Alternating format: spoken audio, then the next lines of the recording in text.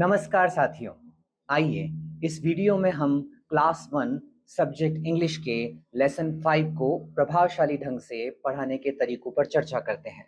साथियों, मैं आशा करता हूं कि आपने तैयारी कर ली है अपने लिटिल लर्नर्स को अच्छे से सिखाने की। फिर भी अगर कोई कमी रह गई है तो मैं आपकी थोड़ी इसमें मदद कर सकता हूं। जैसा कि आप जानते हैं कि इन नन्हे बच्चों के लिए इंग्लिश सब्जेक्ट नया है, क्योंकि उनके परिवेश के बोलचाल या सीखने वाले माहौल में मातृभाषा का उपयोग होता है और वे उसी भाषा में सहज महसूस करते हैं। तो हमारा सबसे पहला फोकस यह होना चाहिए कि हम बच्चों को उनके आसपास के एनवायरनमेंट से ही इंग्लिश सीखने के लिए प्रेरित करें। जैसे कि उनके आसपास दिखने वाली हर वस्तु को इंग्लिश में प्रोनाउंस कराना, क्योंकि जब किसी भी वस्तु को बच्चे देखेंगे और बार बार इंग्लिश में बोलेंगे तो वे इंग्लिश में सहज महसूस करने लगेंगे। साथियों, क्या आपको पता है कि जब आप बच्चों को कोई पिक्चर दिखाएं, जैसे कि रुकी हुई बसों की भीड़ की पिक्चर, तो आप बच्चों से इस पिक्चर के बारे में बात करें। जैसे, इस पिक्चर में आपको क्या दिख रहा है? इस पिक्चर में क्या हो रहा है? क्या आपने अपने आसपास ऐसा दृश्य देखा है? आपको इस पिक्चर में बसेस के अलावा क्या-क्या दिखाई दे रहा है? इस तरह के प्रश्न करते हुए आप अपने स्कूल के बाहर दिखने वाले व्हीकल्स को भी दिखा सकते हैं, जैसे कि असल में या फिर चित्र वाले कार्ड दिखाकर। फिर आप बच्चों से पूछ सकते हैं कि इन व्हीकल्स को आप कहाँ-कहाँ पर देखते हैं? क्या आपके स्कूल के बाहर ये व्हीकल्स दिखते हैं? क्या आपके घर के पास भी ये व्हीकल्स दिखते हैं?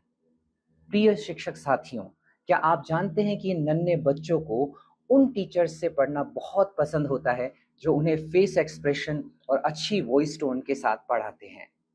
अध्ययन अध्यापन की प्रक्रिया में शिक्षक के चेहरे के भाव और संवाद बहुत महत्व रखते हैं।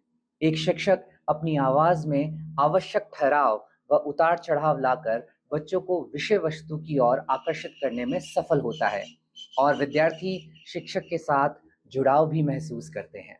साथियों, आप जो भी क्वेश्चंस पूछें उनको बच्चों की लाइफ से कनेक्ट करना सिखाएं। फॉर एग्जाम्पल, टिक राइट और रॉन्ग टाइप क्वेश्चंस के अंतर्गत आप पूछ रहे हैं कि the bus is at the railway station.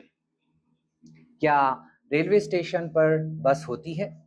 इसके उत्तर में यदि विद्यार्थी त्रुटिपूर्वक उत्तर दे रहे हैं तो हम उन्हें बस स्टेशन और रेलवे स्टेशन के चित्र दिखा सकते हैं और फिर बता सकते हैं कि बस स्टेशन या स्टैंड पर और रेलवे स्टेशन पर क्या क्या होता है। साथियों, क्या आप जानते हैं कि हम ग्रुप एक्टिविटी 1 में ही शी यूसेज को एबीएल किट के कार्ड से बहुत रोचक बना सकते हैं। आप यह तो जानते ही हैं कि इस लेसन में ही और शी का यूज करना सिखाया गया है। इस एक्टिविटी को करने के लिए हम क्लास में बॉयज और गर्ल्स को दो अलग अलग ग्रुप्स में डिवाइड कर देंगे और एबीएल किट से ही का कार्ड निकालकर बॉयज के ग्रुप को देंगे और शी का कार्ड निकालकर गर्ल्स के ग्रुप को देंगे और फिर इनको प्रोनाउंस करते हुए उन्हें समझाएंगे कि ही बॉयज के लिए यूज होता है और गर्ल्स के लिए शी वर्ड का प्रयोग होता है। उनको यह समझाने के बाद अब हम जानबूझकर कुछ गलत सेंटेंसेस बोलेंगे, जैसे कि शी इज अ बॉय या ही इज अ गर्ल। बच्चे खुद आपको करेक्ट करेंगे और यदि वे आपकी गलती नहीं बता पा रहे हैं तो आप स्वयं ही उनको बताएं कि बच्चों, ही का यूज बॉय के लिए और शी का यूज गर्ल के लिए होता है। साथियों, आप एबीएल किट के पिक्चर कार्ड्स और एक्टिविटी के माध्यम से लेसन में दिए गए मीन्स ऑफ ट्रांसपोर्ट को बच्चों के साथ चर्चा करते हुए समझा सकते हैं। चलिए साथियों, अब हम चैप्टर में दी गई letters, one and many spelling fun activities की ओर चलते हैं। साथियों, अब हम बच्चों को वन एंड मैनी का अंतर समझाएंगे, जैसे वन बस, many buses, one girl, many girls. अगर हम स्पेलिंग फॉर्मेशन की बात करें तो सबसे पहले हम बच्चों को लेटर्स को जोड़कर स्पेलिंग बनाना सिखाएंगे, जैसे TRAIN ट्रेन, GIRL गर्ल। साथियों, अब आप ग्रुप एक्टिविटी 2 में फाइंड द डिफरेंस के अंतर्गत बच्चों को दो पिक्चर्स दिखाएं और उन्हें डिफरेंसेस खोजने को कहें और उनसे पूछें कि क्या इन पिक्चर्स में कुछ अलग है और उन्हें अलग-अलग चीज़ों को पॉइंट आउट करके उनके नाम बताने के लिए भी प्रेरित करें और बच्चों द्वारा बताए गए हिंदी शब्दों के इंग्लिश वर्ड्स भी बताएं। चलिए साथियों, अब हम ग्रुप एक्टिविटी 3 में लेटर्स एम एंड ई को बताने के लिए चर्चा करते हैं। बच्चों को म यानी एम साउंड के कुछ शब्द बताएं और बच्चों से पहचानने को कहें या फिर म साउंड को सुनने पर क्लैप करने को कहें। म साउंड के शब्दों को बार बार रिपीट करें, जैसे मंकी, मून, मैंगो। हम एबीएल किट से लेटर एम का फ्लैश कार्ड निकालकर बच्चों को दिखाते हुए इन गतिविधियों को कर सकते हैं। इसके बाद हम बच्चों को किसी भी शब्द में कैपिटल एम और स्मॉल एम को ट्रेस करने के लिए कहेंगे और उन्हें एम लेटर ट्रेस करना सिखाएंगे। ग्रुप एक्टिविटी 4 में हम ई यानी एह साउंड के कुछ वर्ड्स बोलेंगे और बाकी साउंड्स को मिक्स करके उनके साथ बोलेंगे, जैसे एलिफेंट, एग। बच्चों को एह साउंड सुनकर हैंड रेस करने को कहेंगे।